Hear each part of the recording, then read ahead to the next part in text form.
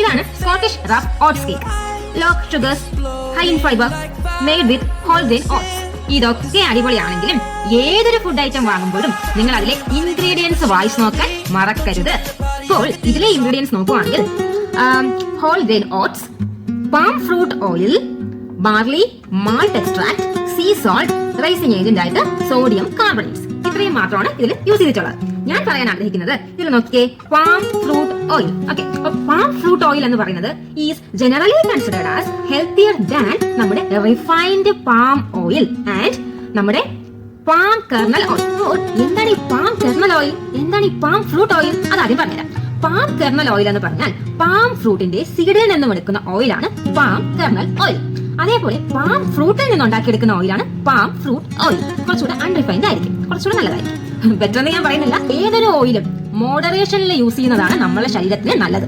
ഏത് ഓയിലും ആയിക്കോട്ടെ, അതിപ്പോ ഒലിവ് ഓയിൽ ആണെങ്കിലും ഞാൻ പറയുന്നത് any oil we have to use in moderation is good for our health. ആണെങ്കിലേ ഇപ്പൊ റിഫൈൻഡ് പാം ഓയിലും അല്ലെങ്കിൽ പാം കെർണൽ ഓയിലും ഒരുപാട് യൂസ് ചെയ്താൽ എന്താ സംഭവിക്കുക എന്ന് ചോദിച്ചു കഴിഞ്ഞാൽ അതിന്റെ ഉത്തരം നമ്മൾ ഇഷ്ടപ്പെട്ട് കഴിക്കുന്ന പല സ്നാക്സിനകത്തും ഒരുപാട് റിഫൈൻഡ് ഓയിൽസ് ആയിരിക്കും യൂസ് ചെയ്തിട്ട് വറുത്തെടുക്കുക, അല്ലേ? അങ്ങനെ ഒരുപാട് റിഫൈൻഡ് ഓയിൽ നമ്മുടെ ബോഡിക്കകത്ത് പോയി കഴിഞ്ഞാൽ എന്താ സംഭവിക്കുക? Low density lipoprotein LDL cholesterol, അതായത് ബാഡ് കൊളസ്ട്രോൾ നമ്മുടെ ബോഡിയിൽ കൂടും.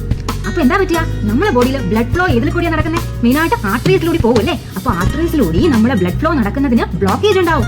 അങ്ങനെ ബ്ലോക്ക് ഉണ്ടായാൽ നമ്മുടെ ബോഡിയിൽ എങ്ങനെയാ കറക്റ്റ് ആയിട്ട് ബ്ലഡ് എത്തുക? അത് നമ്മളെ ഫുൾ അഫക്ട് ചെയ്യില്ലേ?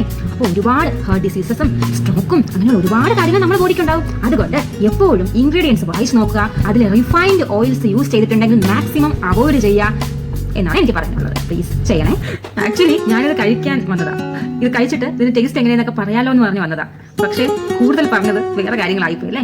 അതിരിക്കട്ടെ, അതെല്ലാം മനസ്സിൽ വെച്ചോളുക. നമുക്ക് ഇനി ഇത് കഴിക്കാം. ഇതും അങ്ങനെ ഒരുപാട് കഴിക്കും. വല്ലപ്പോഴും ഒരു പൊടിക്ക് കഴിച്ചാൽ കേട്ടോ. കാരണം ഇതിനകത്തും സാച്ചുറേറ്റ്സ് ഉണ്ട്. ഒരു 0.7 ഗ്രാമിൽ സാച്ചുറേറ്റ്സ് വരുന്നുണ്ട് ഇതിനകത്ത്, അല്ലേ?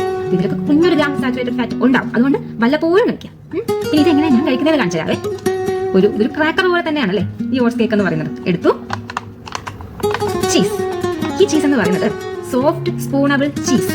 ഇതിലെ ഇൻഗ്രീഡിയന്റ് എന്ന് പറയുന്നത് ജസ്റ്റ് ക്വാർക്ക് മാത്രമാണ്. ക്വാർക്ക് മിൽക്ക് എന്ന ബ്രാക്കറ്റിനകത്ത് എഴുതിയിട്ടുണ്ട്. അതായത് ക്വാർക്ക് എന്ന് പറഞ്ഞാൽ എന്താ? It's A type of fresh dairy product made from milk.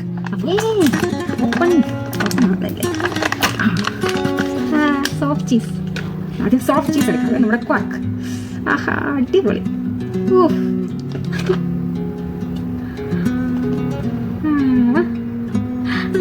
അല്ല, എല്ലാവർക്കും ഒന്നും ഇഷ്ടമാകത്തില്ല. എനിക്കിഷ്ടമാണേ.